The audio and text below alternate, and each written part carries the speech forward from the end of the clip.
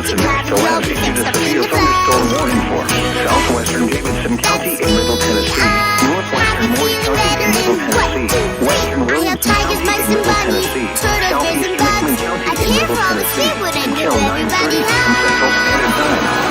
At 8:52 a.m. Central Standard Time, severe thunderstorms were located along the line from 9 miles southwest of Kingston Springs to 8 miles northwest of Mount Pleasant, moving northeast at 45 miles per hour. Hazard, 60 miles per hour wind gusts.